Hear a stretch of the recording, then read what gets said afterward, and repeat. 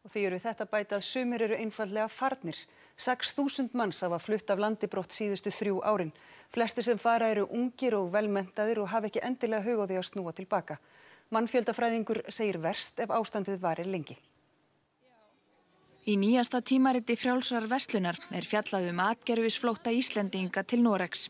7 Íslendingar flýja á hverjum degi hallarið hér á landi og flytji til Noregs í von betra líf. Ólöf Garðarsdóttir hefur rannsakað mannfjölda árabil. Hún segir brottflutning nú vera sambærilegan því sem var þegar síldin hvarf í lok 7. áratugarins og í niðursveiflu sem varð miðbik 10. áratugarins. Ekki sé hægt að líkja flóttanum nú við flutninga Íslendinga til vesturheims undir lok 19. aldar. Þá hafi hlutfall brottfluttra verið mun hærra en nú, þótt vera megi að fleiri fari nú. Það mjög erfitt að bera þessar tölur saman, enda aðstæður talsvert aðrar.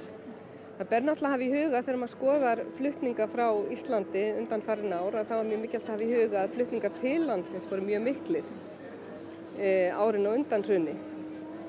Þannig að talsverður hluti þeirra sem eru að flytja búferlum frá árinu 2008 eru útlendingar sem eru að flytja aftur til síns heima.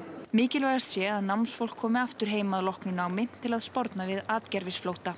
Endurhvarfshlutfall 70–80% eða hefur verið það til þessa.